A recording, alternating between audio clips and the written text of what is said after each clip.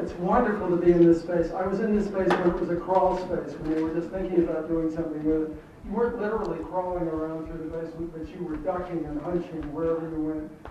It was nobody but Goody Clancy and Joan Goody in particular, who led that effort initially, could have come up with the brilliant idea of saying you could make a public space out of these rooms. And I'm just delighted. It's just beautiful to be here to see how the old stone has been reused now as wall. The incredible. You're going to talk about Trinity Church, so I shouldn't. But these incredible. That's all right. Rave away, Bob. Rave. The courage that it took to say, we're just going to carve this space out, and we're going to go all the way down as far as we have to on the great pier bases that are here, and they're going to become part of the furniture of the place. I think it's one of the most remarkable restorations and recyclings of a building that I know. I do have a ponderous tome here. I had a long conversation with Jean, whom I've known for a long time, recently about her preparation to be an architect, and she had an interesting way of deciding to do that. Beginning by riding racehorses as an exercise girl at Santa Anita Track in California. Obviously, she had pointed her way to be an architect all the way through these various experiences, and she just wanted to be sure that she was well prepared. Her family moved around a lot. She went to junior high in Denver and then high school in Mississippi. And her comment on Mississippi, which I hope won't offend anyone, was, as fast as I could pack the car, I left for California to work at the racetrack. Did that for a few years. Went to the University of Oregon, as you just heard. Didn't have a major, but was a Bachelor of Science in Independent Study, whatever that means. But I think that's also probably a prediction of the kind of person that she became. And then wrote her thesis. Tell me if I'm holding this too close or not. She wrote her thesis at the University of Oregon on the pressure of new development on the Roger River watershed. She was interested in rivers because she spent the next 15 years as a scenic guide on White River rafting expeditions. And at the end of that time, she decided maybe she ought to grow up at some point and go to a real school and get a real job. She says she's always liked places and buildings. She went to the wonderful career discovery course at Harvard for one summer, took a summer off from rafting. And I'm sure many of you know that program. It's a way of finding out whether you're interested in architecture by exploring some of the things that architects do, not by sitting and listening in lectures, but actually by touring and making models and drawings and all of that. She went to graduate school at the University of Oregon, finally at the age of 34. Worked for firms in the Northwest, then came to Boston, finally realizing it was where she wanted to be. In 1986, worked for Shepley Bulfinch, Whitman Bay House, some of the best firms in town, then went on her own. And finally, in the year 2000, joined Goody Clancy Associates. Her principal interest in architecture has always been the preservation and restoration of older buildings. And I asked her why that was true, and she said, I love the stories that buildings have inside them, stories of people and the stories that cities have. That's how I think about architecture, too. And I thought that was very impressive and very moving and explains a lot of what she's been up to. She's taken a leading role in work with both new buildings and old, many of them colleges and universities, University of Virginia, Yale, Harvard, Michigan, several others. And here in Boston, the McCormick Federal Office Building recycling from the former post office headquarters. And then, of course, Trinity Church, the restoration of the chapter house and some of the main church and the creation of this wonderful undercroft where we meet tonight. I think you'll find that she is a delightful person to listen to, and it will be a very informative evening for all of us. She is currently leading, or was leading until the current Congress withdrew the funding for the time being, to convert St. Elizabeth's Hospital campus in District of Columbia for the Department of Homeland Security. Why the Republicans who invented the Department of Homeland Security have now withdrawn funding for it, I don't know, but that's because I'm not as sophisticated about politics as I probably should be. It gives me great pleasure to introduce Jean Carroon in this wonderful space that she was involved in creating. Thank you. Well, I'm afraid I'm responsible for the impaired sight lines in this space. So just bear with me. And I think we're just doing the sound check. Can everybody hear me? And they're taping, so the idea was that I could sit where I could see my computer and I wouldn't block as much of your view of the screen. Well, I just want to say thank you to all of you for being here. If I am a success in my work, it is largely because of the generosity of spirit and professionalism of many of the people in this room. And there's no way to thank you for that, but it is a wonderful place to be in, and I appreciate it. I'd also like to thank Robert for his kind remarks. I clearly told him too much, but I didn't tell him everything. So I have a few surprises left. And I would also like to thank Kathy Acerbo-Bachman, who has insisted from the get-go that writing a book and publishing a book is a noteworthy and celebratory event, even though I keep trying to tell her that it was just an exercise in masochism and it's over now, and we don't have to talk about it anymore. So, but any of you who are fortunate enough to know Kathy know that once she gets an idea in her head, it is best just to smile and go along with it. And so I'm smiling and going along with it and a little embarrassed, and appreciate all of you coming and hope that I can say something that is worthwhile, and hope that if there's anything that you find in the book that offers you education or wisdom or inspiration, then it will be well worth, and I have to turn and ask my husband this, if it's well worth the many nights and weekends and a business partner too, if the book, which became a rather oversized albatross, might be worth it if some of you find some pleasure in it. But thank you again for coming. And so now I can tell you the part that I actually didn't tell Bob.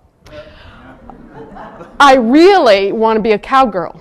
I've always wanted to be a cowgirl, and if my husband prevails and we actually retire to Bend, Oregon, and which as an architect I guess those words don't go together, but if we ever go to Bend, Oregon, maybe I will get to be a cowgirl after all, and running rivers and working on the racetrack and being an architect will turn out just to be a distraction that has been a lot of fun, and I'll finally realize my dream.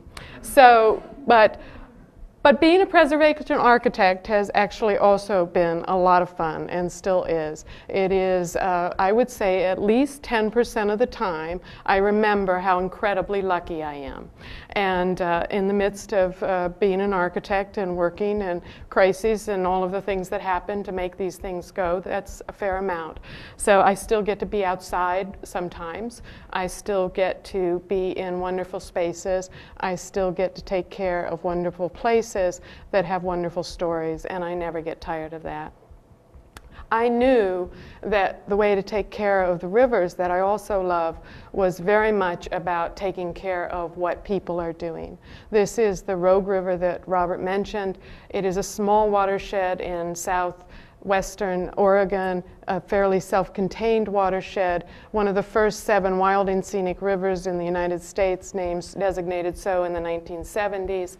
And it was a river that I've spent a great deal of time on, been down hundreds of times, know intimately, wrote my thesis about.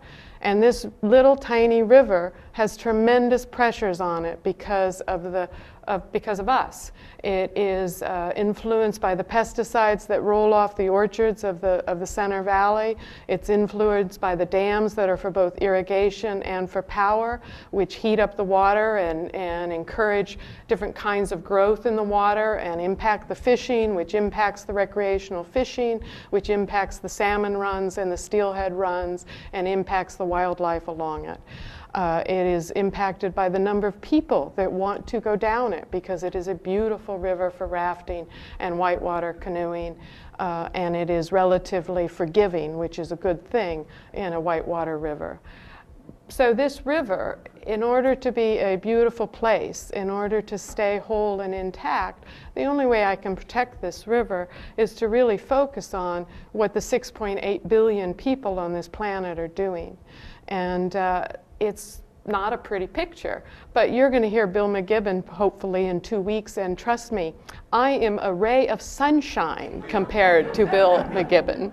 So I am nothing but hope and cheer about what we can accomplish on this earth compared to a real climate scientist.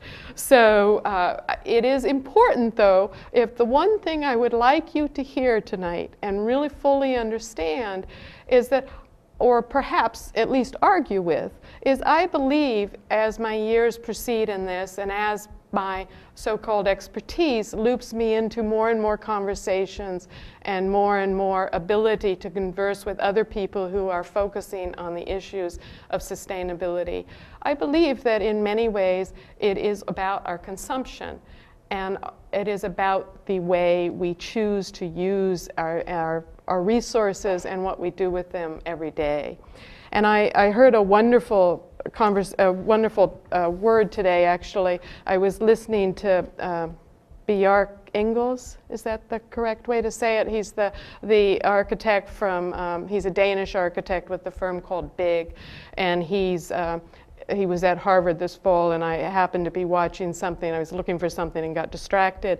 But he's talking about and I love this phrase, he said that we have come to regard sustainability as a neo-Protestant idea. Now, as someone in New England, how could I not love that? Neo-Protestant idea that if it's good for us, it has to hurt. I mean, is that not about New England and neo-Protestant? But that is sort of an attitude about sustainability that we have somewhat embraced, that I fall into myself, that, you know, sustainability is about taking 3-minute showers and not having bottles of water and recycling and doing all those things. And so sustainability is going to be a problem. And I do believe that if we want to have a sustainable world, we have to make radical changes, and that many days don't think we're capable of it, but it could be like the Industrial Revolution. It could actually be the catalyst that changes the way we're doing things, changes our economy and our policies. And it could, ideally, what his point was, and what I believe, is a sustainable world is a world that is healthy, a world that is beautiful, a world that you want to be in, a world where you can open your windows because you're not listening to traffic, because there's not pollution coming in, a world where healthcare costs are going down because you're not being poisoned every day. A sustainable world is a world that we would truly enjoy. It might be a different world, and we may not get to be in it the same way we are in this current world. But a sustainable world is definitely a world worth pursuing, and not because it's a neo-Protestant idea that's going to hurt, but because it actually will transform us into some of the utopian communities that were also part of the Northeast tradition and may actually have to impact the rest of the world as well. So I turned for my inspiration, of course, to people like John Muir, who started the Sierra Club and who was the driving force between starting some of our national parks. And I loved finding this stamp because what it said was that John Muir, who was known as an environmentalist, who was about saving the wilderness, was a preservationist. I am a preservationist. Within the architecture community and sometimes within the sustainability community, preservationist is a dirty word. So I was really, really excited to see that John Muir and I had the same title, because 100 years ago, saving the wilderness was the same as being a preservationist. I believe that as I save buildings and cities, I am saving the wilderness. So I'm very proud to be able to say that I'm a preservationist and want to be in the same camp as John Muir. Now, the Sierra Club is notable for many things, but is especially notable, and I'll bet not all of you know this, they started the bumper sticker, reduce, reuse, recycle. That was from the Sierra Club. 30, 40 years ago. Those first recycling things when not everybody did it. I don't know anybody in this room. Was I the only one who volunteered at the bottle recycling place where you sorted them by color? Yeah. Before you got a big nickel for every bottle. Well, not every bottle, but the effervescent ones, you know. So, you know, they started this whole idea that you actually weren't just supposed to throw things into the landfill. And so we know that recycling bottles and recycling aluminum cans, this has become a part of our culture. But I decided I'm just going to leapfrog the bottle thing, and I'm going to go for the biggest objects we have, okay? You know, a bottle is just a bottle, and there are a lot of them, and I know they circumvent the globe and all that stuff. But think about the buildings that we have. In this country alone, over 300 billion square feet. So, heck with the bottles. Let's go for the big objects. Let's go for the buildings. And I just have to translate this for a moment because I start feeling a little guilty sometimes about my hypocrisy footprint. You know, I'm flying all over the country talking about sustainability. And don't tell anyone, but I don't compost. You know, my husband knows this. I don't compost. Actually, I try not to eat at home, so I think it works out, you know. So I don't have to compost, you see. But so I'm a little guilty about this, but I was figuring this out. There's a guy named Donovan Ripkema, who you in the preservation community might know. He's an economist. He works out of the National Trust offices. He speaks at National Main Street Projects conferences and things like that. He's a wonderful writer, wonderful speaker, and I love him dearly, but he has the most annoying habit of throwing out things with absolutely no footnotes, and I can never find where his references are coming from, but he says it with great authority, and some people might say that I have that same trait. So I'm going to throw out what he says, which is that if you demolish 10,000 square feet of a building, any building apparently, it doesn't matter if it's wood, doesn't matter if it's stone, it is the environmental equivalent of not recycling 2,688,000 aluminum cans. So I took that figure, which is not footnoted, but that's a lot of aluminum cans. And I looked at the McCormick building that we just renovated. That's 600,000 square feet. So I calculated that actually saving the McCormick building is the same as recycling 161,280,000 cans. And so if I live 42 more years, which will make me 100, and I have saved this building, so that's on my scorecard on this side, the good side. And over here is all the air travel and the non-compost and, you know, all that stuff. But on the good side for the building, if I live 42 more years, I could throw away 10,521 cans a day, and I would still be ahead. So I figure, to heck with the cans, go for the building. You want the points, go for the building. Now, Robert mentioned, we have a project, may or may not happen. You know, I said to Lisa Howe, one of my partners, I said, someday we might be driving past this site and we'll say, well, at least it kept us employed through the recession. And she said, oh, I really want to do it. And I said, I know, I do too, but you never know. But this is the St. Elizabeth's Hospital site in Washington, D.C., and it's 1 million square feet of 50 buildings for adaptive reuse that we're going to put Homeland Security and TSA and all those people in. So if I get to do this building, I'm like golden. I can just do anything I want. This is because I would still be greener than anybody in the world because I would have saved 2 million in square footage. But the thing that is interesting about working on saving buildings and this kind of language of helping people understand why you need to save buildings is that we have devalued what already exists. That in 100 years ago or 200 years ago, we run into this all the time as preservationists. Buildings got moved. You didn't tear a building down. You moved it. You even moved masonry buildings. You moved, you moved lighthouses. You can move buildings, and they weren't sacrosanct necessarily in their location. The building itself had value, and as we have become a culture, and I'm not an economist, but clearly what's happened is the existing fabric is less valuable than new construction.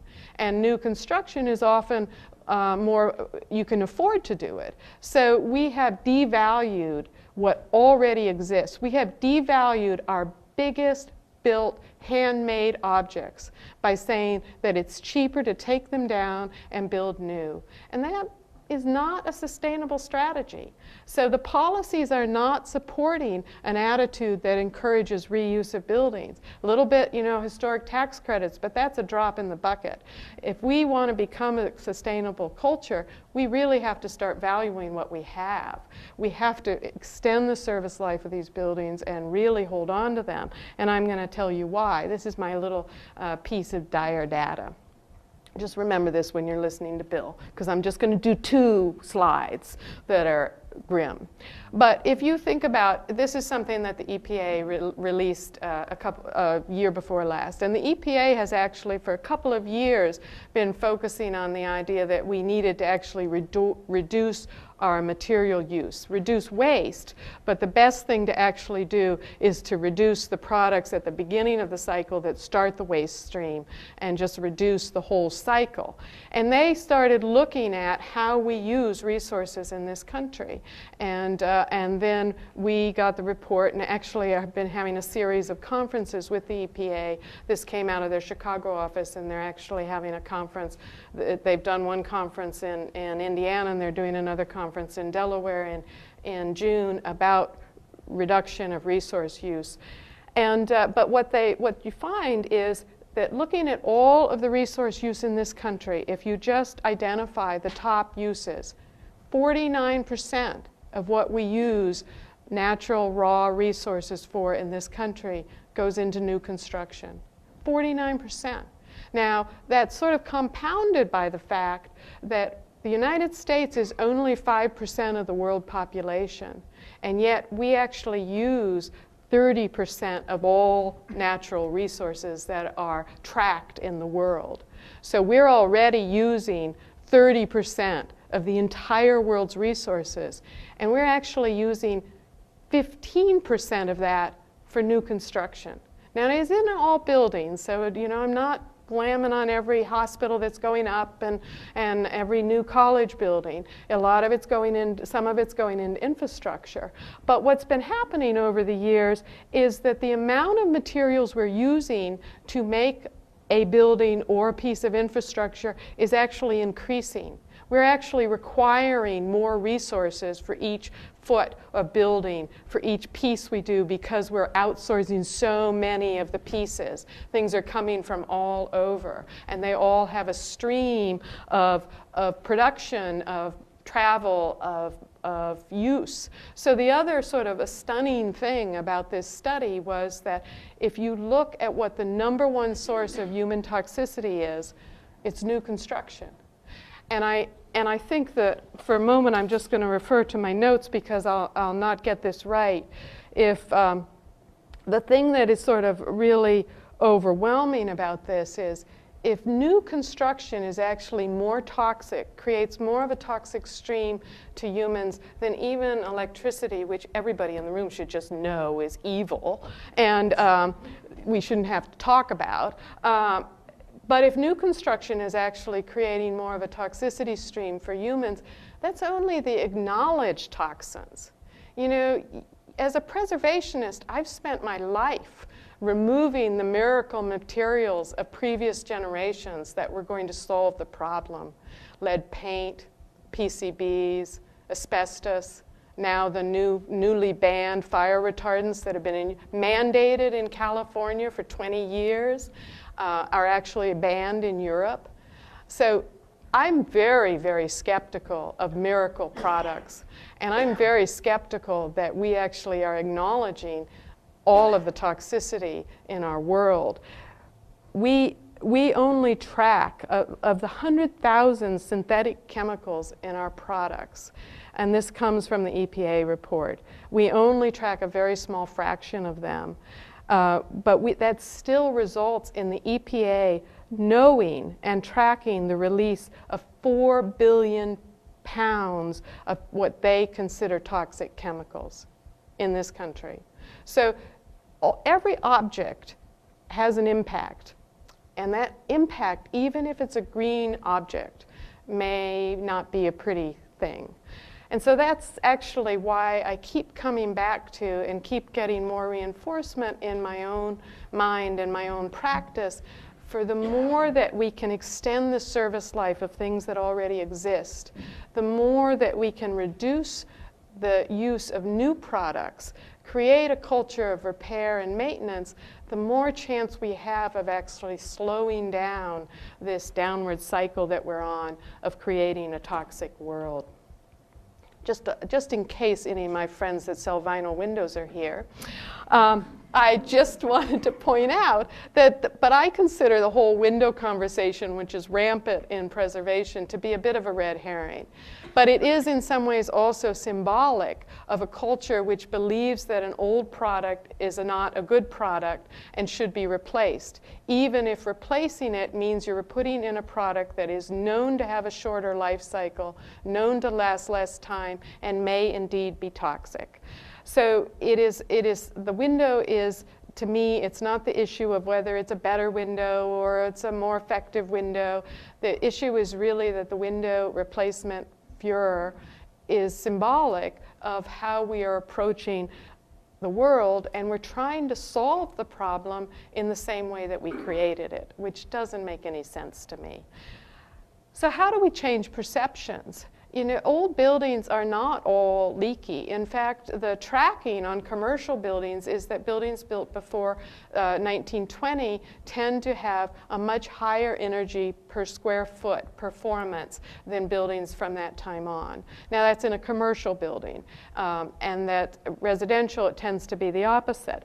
But this whole issue of how much energy a building uses is something that I just get a little foamy at the mouth over this, because this is a complete distraction. And once again, this becomes the whole attitude that we're really trying to solve a very complex problem. John Muir said that if you pull on one piece of nature, you find it connected to everything else. It is a very complex issue, and we're trying to solve it by single issue solutions that just exacerbate the problem. So the issue is not making every single building a standalone power plant. The issue is not how much energy we use per square foot. I could care less that one of these buildings is a net zero energy. It is still an oversized house on too much space with transportation requirements that are not healthy for anybody. So the net zero energy or energy use intensity is just a non-starter. And what we find is we've got new houses. And I was saying to someone that I had this slide up recently, and I thought it was fairly self-evident that the house in the middle is a bad house, and the houses on the sides are good houses. And afterwards, someone said to me, "Oh, I like that house in the middle." And they were being honest, and I thought that is a good reminder in humility. You cannot assume that everybody in the audience thinks the same way you do. But the point is that new houses are often lower use per square footage, but they are almost, our housing size, the amount of house we're using per person is constantly growing. And we are tearing down existing housing stock to build new, bigger houses that actually use exponentially more materials. So to only talk about the energy used per square foot is just a joke. The whole point is to think holistically, to think about the whole issue, what it means for our society, what it means for the environment, and to go beyond these simple solutions. Now, there are many green attributes in existing buildings, partly because the older the building, and it's not just the older building, but the older buildings they have great durability. They've survived. Now, we're starting to get a new generation of much maligned buildings, the concrete buildings, the city halls, the Boston city halls, that also have great durability and are much hated. But you must remember that every building, it's sort of like your children. There's a point when they hit about 13 where you really have to remember how much you love them. And that sort of happens with buildings. There's a point where they've just been sort of, and this is being taped. So I love my children very much. And I loved them all the way through their teens. But there were many moments when I had to say, that's interesting. And, you know, so like the buildings that have been standing and abused for 50 years, you have to say, that's interesting. You know, they've just been mistreated and sort of run down. They deserve a new chance, and they too have that potential for durability. What I most liked about this was the language for this, which was espousing the green strategies, was coming from the vinyl industry. So the vinyl industry has been quick to understand that it's their durability that might well be making them the greenest of the green. So I did point this in about embodied energy. We do hear a lot about embodied energy. That's the idea that every object required energy to make. But embodied energy is just one part of the piece. Every object required transportation, it required energy, it required multiple places of production, it required water. And embodied water is becoming a hotter and hotter topic. Australia now has pointed out that a new house might actually have enough embodied water in that house that it could actually serve the family for 15 years if they didn't have the new materials. So the amount of water being used for products is a huge issue. And so it's never just about the energy, it's about many things. If we can move to a culture of maintenance, we can extend the service life of buildings for hundreds of years. We can avoid then the new materials of replacement. And that's the big issue. It's not about embodied water, it's not about embodied energy. Those are things but the real language that is starting to come to the forefront is it's the avoided impact of new products, the avoided impact of mining, the avoided impact of logging. And so it's about shifting a whole culture that depends on new into a culture of repairability, a culture of maintenance, a culture that cares about its products and expresses that. The durable materials have an extra bonus. They tend to be very easy to clean. That lowers the toxicity of cleaning.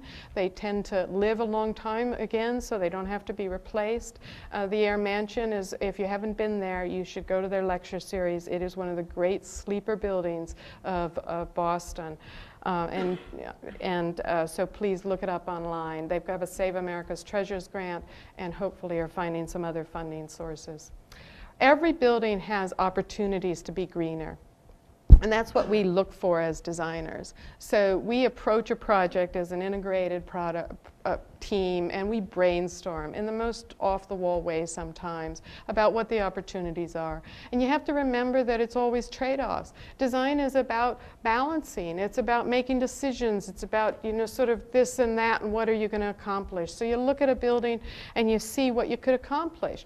The McCormick building, which we've just renovated, had this areaway that had mechanical equipment in it. The mechanical equipment generates heat, it's unsightly. So our proposal, which the EPA acted on, was to make that a green roof, and then to slice through the green roof for an inside-outside connection to the darker area of the cafeteria beyond.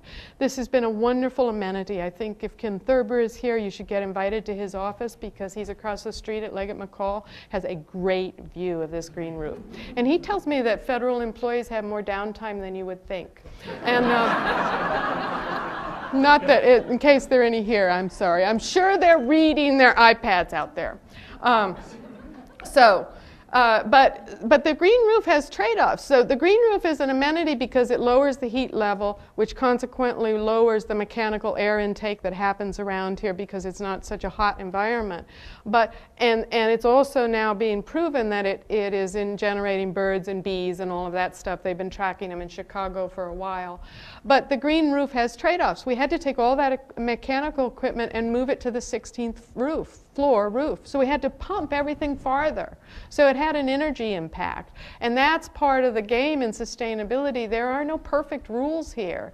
You know, you don't get to find the good side of the angels that easily. It's always about trade-offs and balancing of things. And you need to do things in buildings that you may not get LEED points for, let's face it. That it isn't about LEED. It's really about thinking in a creative way, about approaching design synergistically. I mean, good sustainability is about good design, and that's why it's exciting. So you look at a building, and if you can increase the density inside the building, that's like gold, because that means you've got more people using the same amount of resources than before. And you can always, almost always find ways in historic buildings to get daylighting into that space as well.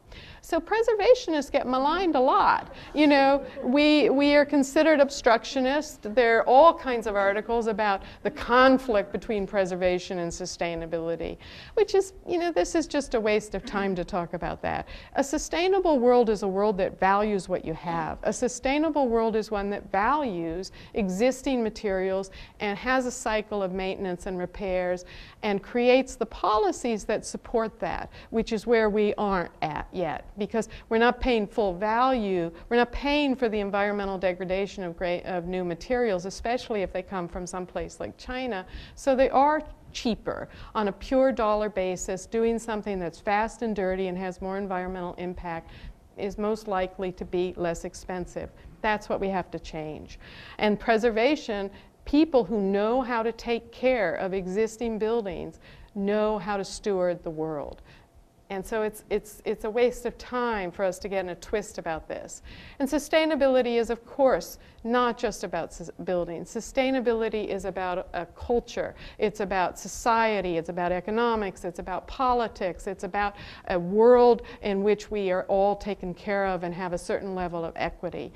Sustainability is thrown around now and almost always thrown around as though it only were about the environment, which is actually not at all what the original language from the Brundtland report of the 80s or the 70s or anything like that talked about.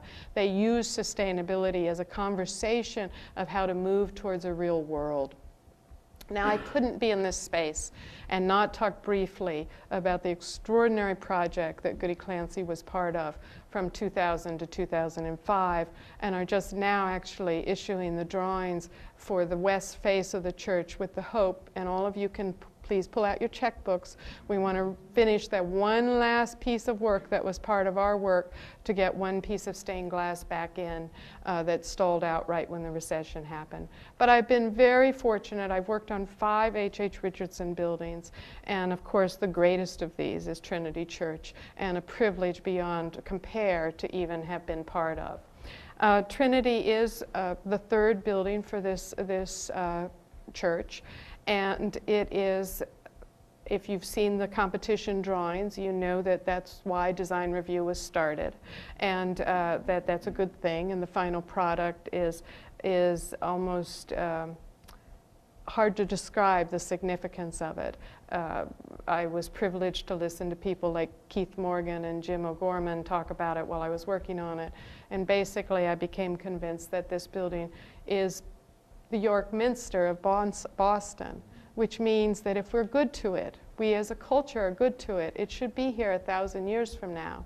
And it means that the work that Goody Clancy just did is basically like the medievalists working on the York Minster.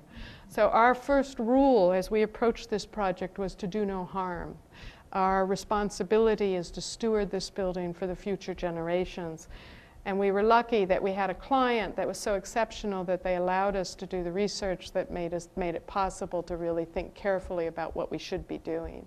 We laser scanned the whole building in 2000 when this was still relatively new technology in order to have dimension drawings of the inside and the outside.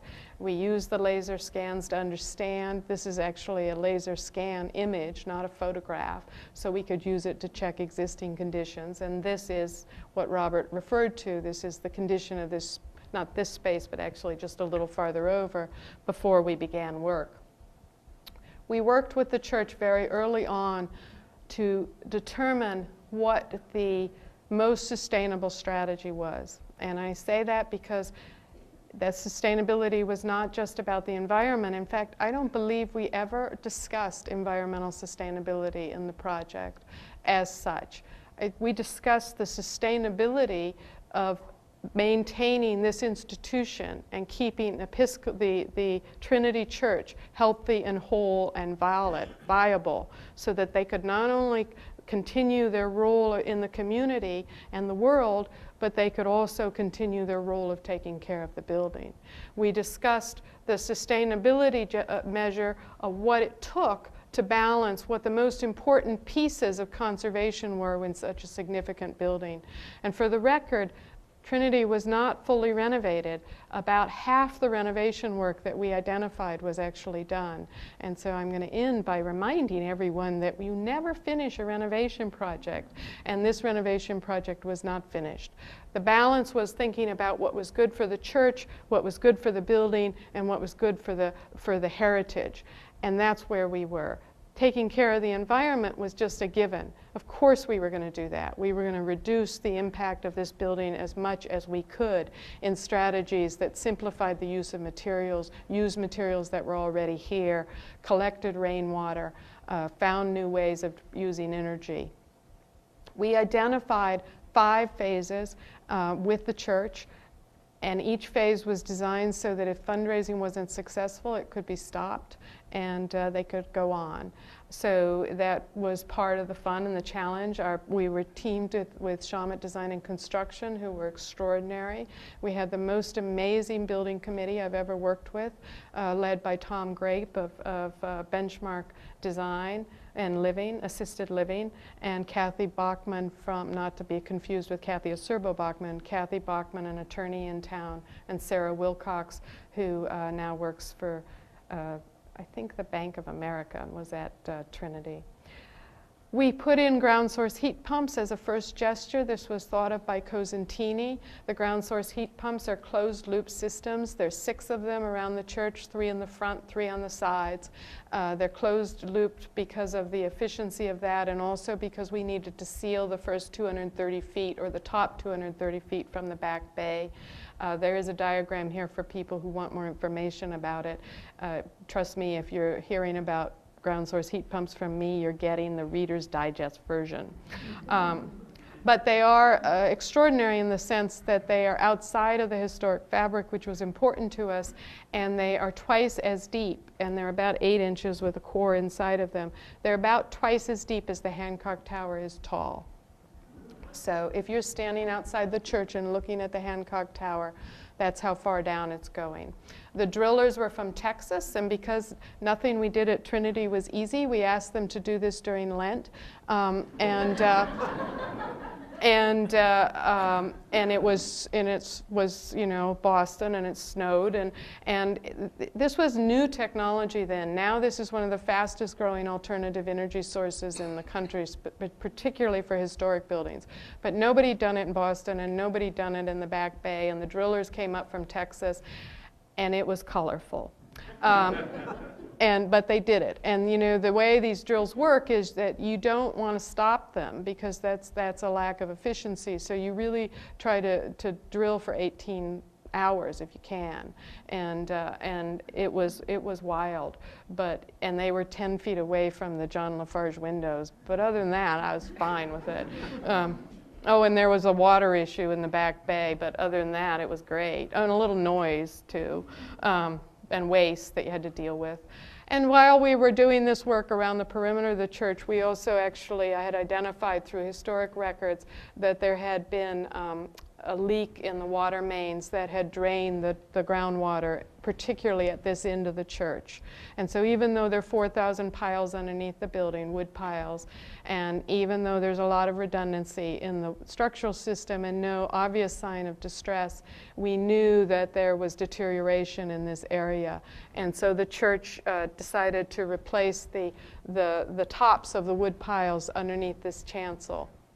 And we found that when we excavated and crawled and dewatered down there, that we had wood that was literally, you know, varied in size and was about 2.5 feet on center. This is someone crawling through with several tons of stone above his head as he's replacing the tops.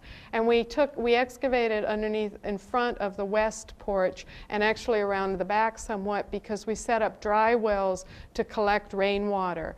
It was very important to infuse the rainwater back into the area underneath the church to keep the wood pilings submerged. If wood is exposed for any period of time, it starts to deteriorate. So keeping this bubble of groundwater underneath the church is part of the strategy of safeguarding the building. And there are electronic alarms here. Many of you may remember the days when we'd just come down in the basement and lift up a hatch and drop a plunker in. But they're actually more sophisticated systems now, but the basic idea is always to capture as much rainwater as you can and leach it back underneath the church to protect the wood pilings. We identified on the outside that the most important thing to address was the exterior tower, and this is because the most important art on the inside of the building is the John Lafarge murals. And we did this work with restoration preservation masonry using a scaffolding system that was actually attached to the building and rode up and down, because we identified the fact that the scaffolding had less impact this way. It stressed the building less. Once again, it hadn't been done. Hey, that became the mantra for everything we did at Trinity. And now you might have noticed they'd been working on the tower. Consigli Construction has been working, because 8 years after we did this work, it started to leak again.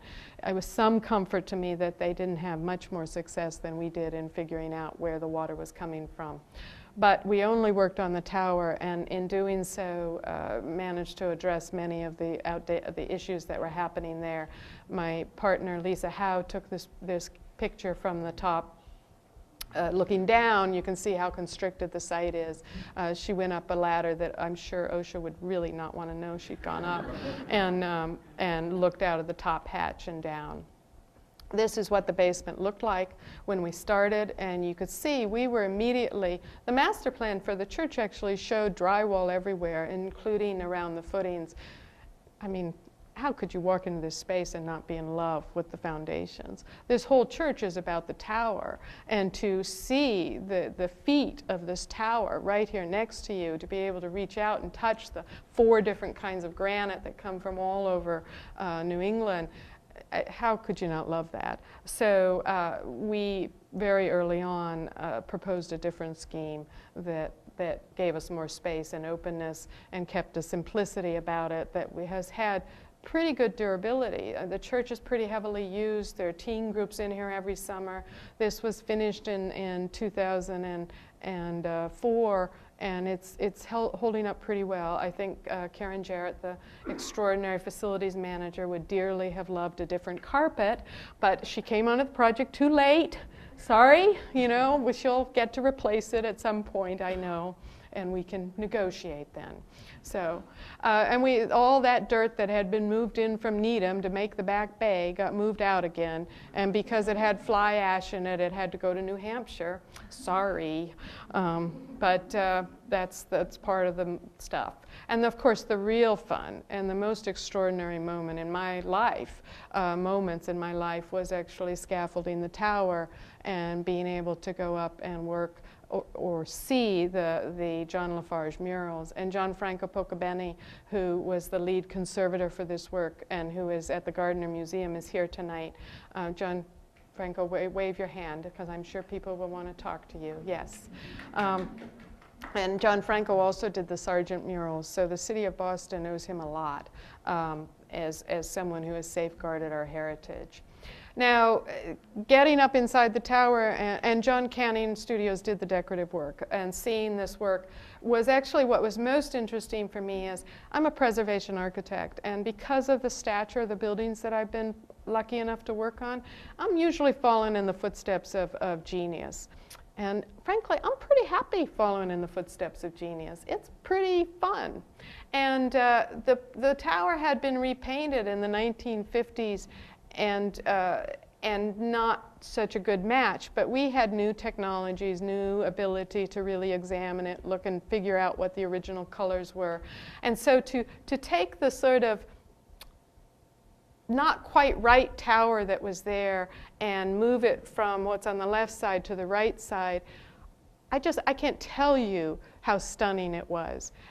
The subtlety of lines that had been lost, the way the color palette suddenly started to work together again, the way that color palette worked with the windows, and the way the whole thing knit together in the most beautiful composition imaginable. I still clearly remember the day when I came up the stairs to the top level of scaffolding, and they had finished this bank, the top bank of the tower, which no one will ever be able to see from this proximity again.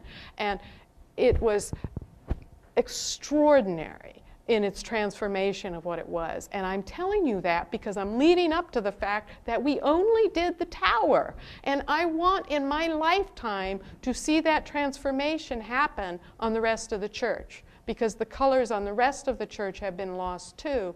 And I don't think anybody in this room, including me, can fully appreciate the significance of what this church will look like if we can take it back to the John Lafarge colors that were originally intended for it with H.H. Richardson. But there were many special treats during the painting, discoveries of changes in, imagine this, an artist changing his mind continually. 3 different layers of designs, a piece that had been painted on canvas and covered up a piece that had been painted on the wall that was still there. You know, it verified the intensity of the colors that we were putting back into place and helped us understand what the original ideas had been.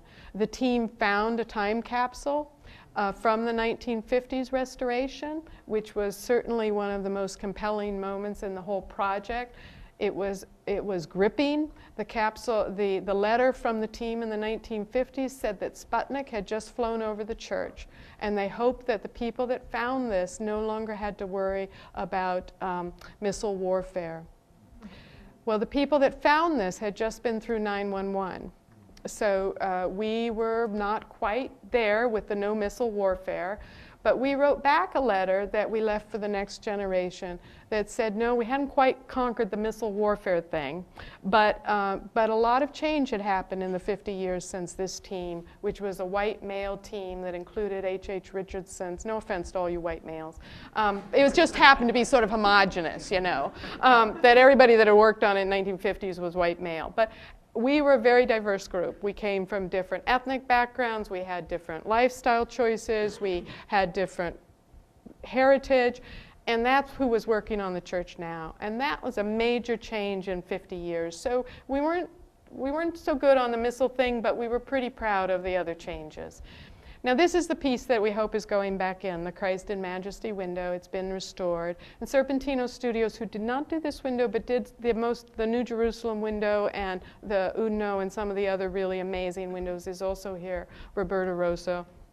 And but the Christ in Majesty is restored. It's waiting for the restoration of the wall so it can go back in. And if anybody'd like to leave, you know, $1 million with the church tonight, that would really help clinch this. So, and if not, we can use it for the rest of the paint. So this is what the tower looked like when it was done. And the color is very different from the lower part of the church. The lower part of the church, when you're in there, it's become purple over the years. It's sort of a reddish purple, not at all the terracotta that we found bound the tower together. These are watercolors that are actually in the rectory that were painted right before the turn of the 20th century, the 1890s, and you can see that the colors actually, the red there was a great deal more slate blue than there is now. The terracotta came all the way down. This interface between the terracotta and this rich yellow and the blue was very strong throughout the church. And I would point out that every coffer in the ceiling of the church, when you're in there listening to this incredible music, with the exception of the pieces of the tower, almost all of the painting in the church is basically watercolor. And so when I'm in there listening to, you know, the incredible music, I'm sort of hyper-focusing on all the white pieces of plaster I can see, because I know we're losing this John Lafarge ceiling. And that is a little hard for me. So anybody who wants to write $20 million check, I'd really appreciate it. So the blatant fundraising, I know. But this, you see, this is sort of the image of the church, and you don't really in the photographs realize how different the colors are. But you can see that the columns currently are striped. We don't think they were. We think that blue was underneath the coffers of the balconies.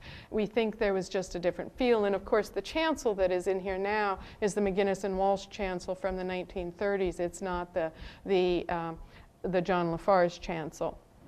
Of course, I mean the H.H. Richardson chancel. If I were king, I almost said if I were God, how inappropriate in this space.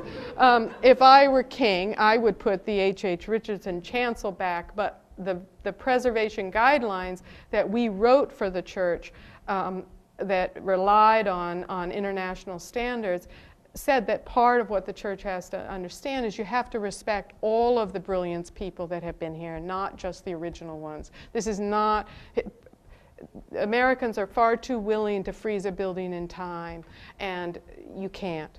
And so part of the heritage of this church is the McGinnis and Walsh chancel.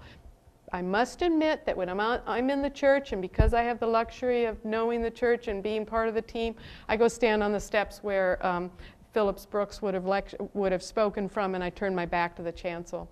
And then I'm in Phillips Brooks' church, which makes me happy, because that's really the church of John Lafarge and H.H. Richardson. No offense to, I know there's several people here who've worked on McGinnis and Walsh buildings, and they were very fine architects. I just think they changed this building in a way that I would rather not. Now, there was a central chandelier in this church, and it was taken down actually by right about the time they did the McGinnis and Walsh chancel. And the note was from the chief warden was that they got rid of that unsightly chandelier. And we think that it was probably melted down. We've never been able to find drawings of it, even though we know it was fabricated by Shreve, Crump, and Lowe. It was a very strong presence. And the other thing we began to realize, actually, I think the conservation team figured this out when they looked at this picture in high def, is around the rim of the tower, up by the sort of where the corbelling happens, there were sprockets that were gas sprockets. This church was originally gas, every 2 feet. So there would have been a rim of fire all the way around the edge of the tower, and then there was another rim of fire in this wheel in the middle of the building. It would have been pretty spectacular. And we have done preliminary design, lighting designs with Branston out of New York. But there was always hot debate among the building committee and the design committee about whether we should even think about putting back the fixture, since it had come out at the time of McGinnis and Walsh. And so Shamit did this wonderful thing where we got the dimensions from the newspaper articles, and using cardboard and a beach ball from Walmart, they recreated the dimensions of the light and hung it in the tower. And it looks a little corny here because it picked up the reflective and the light, but when you were actually in the space, it didn't. And all I remember about that day is Jim O'Gorman, who's an H.H. Richardson scholar and a wonderful man, and very gentle, mostly walking around saying, "I told you so, I told you so," that putting this light fixture back in the tower just re-centered the building around the tower. And he felt so strongly that this was what Richardson had wanted, and it was dramatic as an architect to see how it changed the space. So I hope someday we'll get to relight the church and actually think about reestablishing some form of the corona that once was part of Richardson's design. But of course, what we need to remember is the most important part of sustainability. The reason we do what we do is it's all about community. You know, we really we can trash the earth, but it doesn't really help much with us being people. You know, the earth doesn't really care if we're going to be here or not, but we care, and it's about community, and this is what buildings do. You know, I'm still surprised that people don't actually really understand or believe that we're trashing the earth. And like I said, you're going to hear Bill McKibben, so I don't need to go there. But for me, it's never been about climate change or about the statistics. For me, it's just looking around and going, whoa, why would we want to do this? Why would we want to have this kind of waste? Why would we want to ruin these beautiful places? Why would we want to tear down buildings that have these wonderful stories? So I wrote the book, which Kathy says is very notable, and thank you all for coming. And the pain is over. I'm getting over it. So I appreciate your support on that. The books that influenced me are books that I consider to be from the original Women of Green, which was a title I was just given at Nessie. I think I was called the Old Woman of Green, actually, because I was the oldest person on the panel, 58, really. But the original Women of Green wrote about 50 years ago. and that was Rachel Carson and Jane Jacobs. Their books came out within months of each other, and Donnie Meadows came out a little bit later as economist from Dartmouth to talk about the limits of growth. What they wrote 50 years ago was really about a chaotic world, a rich world, a world that in which we needed to respect the heritage, respect the memory of people, and yet have humility in the present. We probably haven't gotten it right yet. So the humility, respect for the past, humility in the present, but always hope for the future. Because without the hope for the future, we have nothing. And it may be a false hope, but if we can all believe, we can really change it. And I have great hope that people like you will help change it. So thank you very much.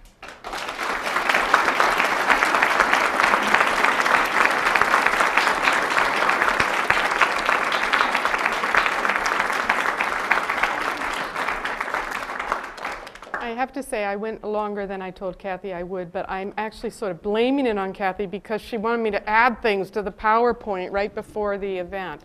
So Kathy is strict on schedule, so maybe we don't have time for questions. No, we can take questions. Oh, thanks, Kathy. Sorry to make you the ogre of the... Any questions? I can't see anything, so if you have questions, you're going to have to wave or something, or we have to turn the lights up. I feel like I'm on one stage. No questions? Oh, great. Covered everything? Really? Oh, come on. Somebody, let me think. What could you ask me about? Insulation. Somebody always asks me a technical insulation question that I'm completely hopeless at. Yes, a question. Just a question. Just discuss with me, what was the decision to restore the tower first as opposed to the lower level of the church? Were there water infiltration problems? There was some water infiltration happening. It was about the John Lafarge murals. There was a little bit of water infiltration happening at the feet of the saints, which has actually come back to my horror. But the issue was that within the decorative interior of the church, the coffered ceilings are nice. They're very good. But the John Lafarge murals that were created by his group of artists are hands down the most important art on the walls of this church. And we could not, that was what drove restoring the tower first. There are later John Lafarge murals lower down in the nave, and the church has worked to try and address any water filter infiltration that's happening there. But the outside of the tower was really about identifying these irreplaceable murals and stewarding those murals. And it was also the hardest and most expensive to get to, so we thought we should do it first. So, yes. Oh, and I'm sorry, I was supposed to answer the question. She asked why we did the tower instead of the lower part of the church first. Yes. You've done 5 Richardson buildings. I was wondering if there's anything in the preservation of those 5 collectively that might be a theme that you had a challenge specific to a Richardson building? So the question is, having worked on 5 Richardson buildings, and one of them I only got to be involved in the historic structures report, and actually the Woburn Library, I guess I did work on the exterior renovation of that. Is there a consistency between them that makes them challenging? And I wouldn't say there's anything about them that makes them challenging. I would say that the gift of working on an H.H. Richardson building and having any part of it scaffolded or climbing in the attic and getting to go where someone else hasn't gone is there's a richness of craft and detail that is always a delight. And I have a theory about historic buildings that part of the reason they speak to us is that the hundreds of people that worked on them each left a gift. And we will often find particularly on a Richardson building, we'll find a stone carved face in a place where it can never be accessed, where no one could ever see it. Or in Trinity Church, these beautiful murals. They're these incredibly detailed murals, 150 feet up in the air. No one can ever see them. And I just have this theory that somehow that's, that's part of what you feel. And it's the gift of the ages and the gift of the stories. And we found when we were working on Trinity, and even on other Richardson buildings, but particularly Trinity, it spoke to the people that worked on it. Everybody felt a sense of pride, and people went to extraordinary lengths to take care of the building and to do their part in a very difficult construction process. So I don't see anything as being a challenge. I see it as a remarkable privilege, and I've gotten to see some of those stone faces. But they're there. I promise you, you all know they're there.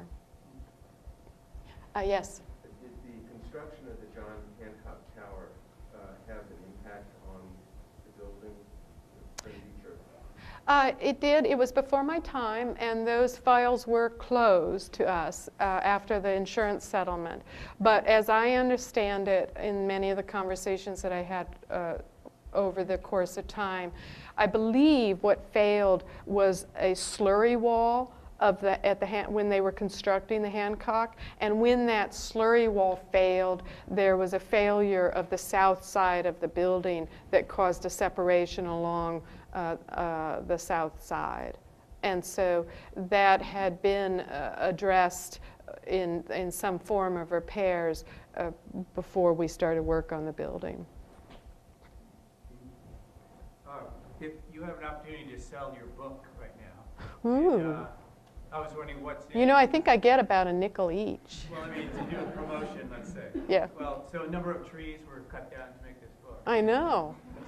Actually, it was, yes. No, for the purpose of educating the next generation to save the world, could you tell us about the purpose of the book and who its audience was intended for? Do you work for Wiley? No. Oh. So that was a question about the book and the purpose and the trees that went into it. And the purpose of the book was actually a little unclear to me at the beginning. Wiley approached me probably in 2004 and said, will you write this book? And I said, no. And then they approached me again, and eventually I said yes, which was stupid, and I must admit I didn't tell my husband for about a year, and which he has, I think, forgiven me for. But the book was originally really a professional exercise about establishing credentials, and still is. You don't make any money off these books. And it was a remarkably unsustainable experience, and it was remarkably seeing Wiley's offices and seeing how unsustainable their offices were. So there is a certain conflict there. I would be more comfortable if the book were electronic only, and if actually having written it and not received anything from Wiley for it, I could have just published it electronically and cut Wiley out. I think I had a contract that said that wasn't allowable. So they do this series, and I think there's merit in it. What happened for me as I worked on the book was we sorted out over 300 case studies and identified 50. And what I found was each case study had a remarkable synergy of creative talent that was just inspiring as an architect to look at other people's work and to look at how they verbalize that work. And I learned a lot doing this book. So it definitely radicalized me. It definitely made me realize that much of my talk about sustainability was lip service, that it was far more urgent than I could ever have imagined. And I do firmly believe that, but I like to not beat people over the head with that. And I think what the book offers is a lot of dire data, which hopefully you can use as an argument for why we need to reuse buildings. And it offers a range of case studies in building types, and it tries to link the issues. So, for instance, it points out that if you're saving water, it isn't just about stormwater. It's about the fact that 50% of our potable water is actually used in our power plants. So everything is interconnected. It always comes back to what John Muir said. And I think that as a design exercise, that's what design is about. Everything is interconnected. You can't just do one piece of design and say, fine, we took care of that. Good design is about the interface of everything. And so I think that the book has some facts that are not prevalent, are left out of a lot of sustainability jargon, and I think that could be useful to people. I have to say, is it $60 useful? I don't know, or $70 useful, but I do appreciate anybody that buys it. I find it a little embarrassing, but I do think it's an important topic. If writing this book acts as a pebble that creates any kind of change, even in one person, then it was well worth it for me. So I hope that you find something in it. There's some fabulous projects in it.